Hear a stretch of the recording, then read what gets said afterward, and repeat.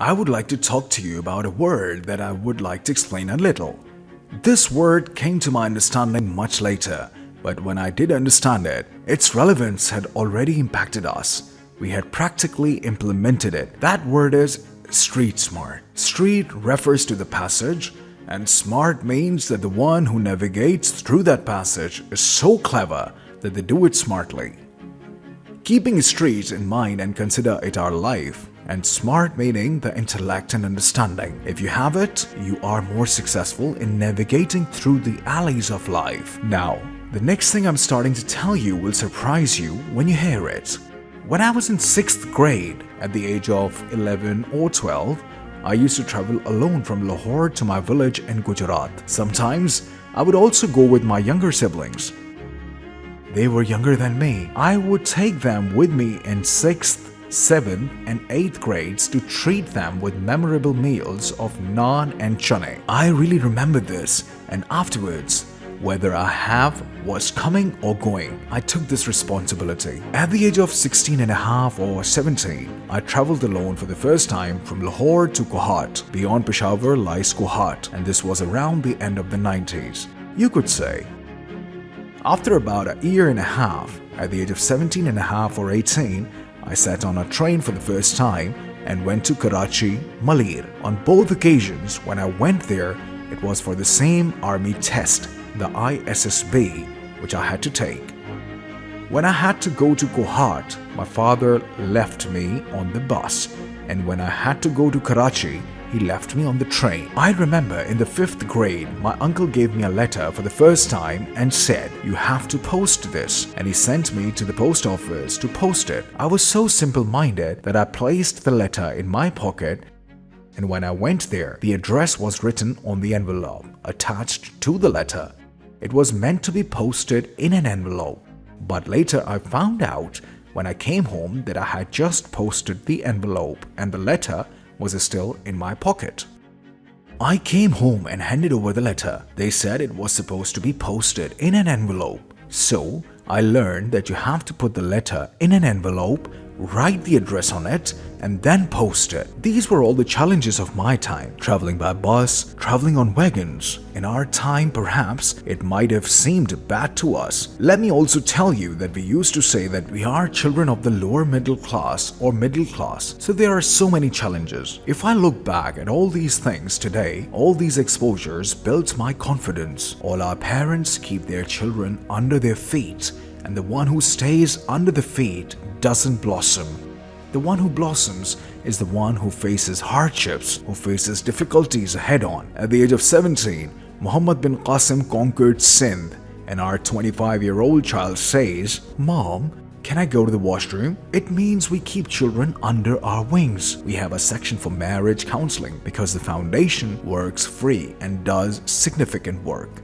So, we have thousands of cases in alternative dispute resolution, ADR, for consultation with Justice Anwar Sahib overseas, and I keep discussing them as well. I have also practiced marriage counseling for a long time, both paid and free. I've spent a considerable time doing this. Let me tell you, I've seen in many households where children lack confidence. It means a boy and a girl came to me and she says, "My husband lacks confidence. For even small decisions, he consults his mother and father. He has to navigate life himself." It means he has to navigate life himself, and who is he looking to for making decisions? My request to all of you is that the street of life is not a straight street. It's not a smooth street where everyone passes through effortlessly. Life's street is crooked. It has sorrows, it has joys, it has challenges, it has spices. It's not ideal. Ideals are found in movies where the hero comes from here, the heroine comes from there.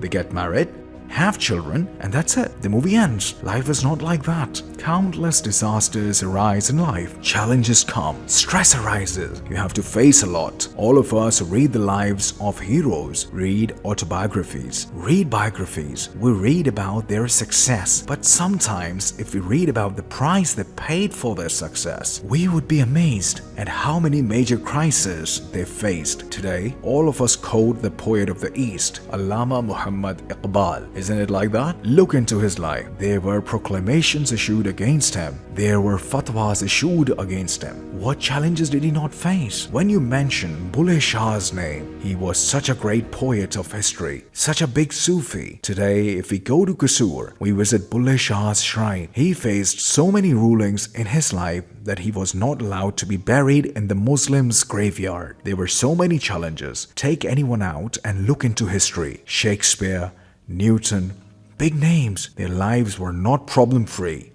They were street smart, so they got through life. And all our parents are committing a great injustice. They're only measuring children's abilities with numbers. They can make them memorize things through cramming, just to show that yes, they've memorized and got good grades. Life is not just about rote learning, numbers, or GPAs. In life, there are situations that you have to face, and in those situations, you cannot solve the problem by saying, "Look at my degree, I have won a gold medal," and expect the problem to vanish magically. You will have to look at the problem, face it, and then find a solution yourself. So, my request to all present here is that everyone who is present, this foundation is doing all the work here free of cost, complimentary. I also request you to promote any good work that is happening. Now, my request to all of you is to give your children various exposures. Don't confine them to boxes, give them exposure.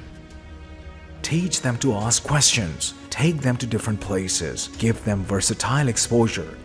Expose them to travel experiences. Sometimes give them money and ask them to buy something from a shop or a bakery outside. Let them do some work. Make them experience something they haven't done before and try it out. Whenever you provide a different experience, the child will learn. They will become more confident.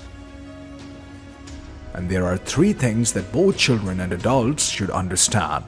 These things are useful throughout life. The first thing is your experience, the knowledge you gain from it. No one can steal that. Bookish knowledge can be stolen, forgotten, memorized. But I don't remember those Abu bin Adam and algorithm and trigonometry and those long formulas and numbers anymore. But what I learned from experience, I remember. The second thing is your trust, confidence, and reliance. When you speak, work, walk, stand, and meet someone, there should be no shyness. Today's children are better than us in many aspects. They maintain their confidence. And the third and most important thing, which is very important, is manners. Character is important. But sometimes the intelligent child is left behind. Sometimes a person with good character, who knows team building, who knows how to acknowledge, who is humble, who is cooperative, who has social genius, understands team building. And what should parents do for such a child? Listen to my words. Parents should take the family together with them. Take the children along. Team building will develop automatically in them. All our lives, we tell children, don't meet this aunt. This uncle is mean. These cousins are ungenerous. Meaning, this division that we make with children, it creates a misconception that we can succeed alone. The third lesson of social behavior, what does it mean? It means that you are teaching children they cannot succeed alone. You need people, you need human companionship, you need a team. And what do you need for this? You need to have a big heart, you need to have courage. Sometimes in life, at different places. This is the first time I have had the opportunity to serve in the government as chairman of this board. But I have had this opportunity to serve in countless organizations. Many people come to me and say, so-and-so is speaking against you. I'm usually very happy, no problem. But it doesn't happen like that normally. People say they will tolerate whatever they hear. But I say it doesn't matter. What difference does it make? What difference does someone's opinion make? And what does it really mean to endure? It means endurance. It means your high tolerance, not concealing grudges. For God's sake, give children a positive attitude. And the best source for this is not school, but home. Workshops cannot teach what a home can teach. They may learn table manners or some art from workshops, but children learn attitude from their parents. I'll end with one last thing. There was a family I knew, and once their children interacted with me, their behavior suddenly turned bitter. I understood that their household environment was negative. This negative environment in the home reflects in the child's behavior. The child is like the window of that house. When complaints come from schools and the child is called from home because they use foul language, it's not the child who uses foul language, it's the parents who do. So, when parents use foul language, the child does too. The behaviors of adults in households are like the behaviors of the house itself. If someone is coming from Multan, what will they bring? Perhaps Sohan Halwa. Similarly, if they're coming from Qusur, they'll bring Faluda. If they're coming from Wazirabad, they'll bring bangles. If they're from Gujranwala, they'll bring food. And if they're from Gujarat, they'll bring clay utensils. So, brother, what one brings from home is what exists in that home. The culture, the atmosphere, those things. They carry them on their shoulders and bring them into the classroom. My request to all of you is to show good behavior to your children. If you show good behavior, children will copy it. If they see kindness, they will become kind. If they see relationships being nurtured, they will nurture relationships. If they see high character, they will develop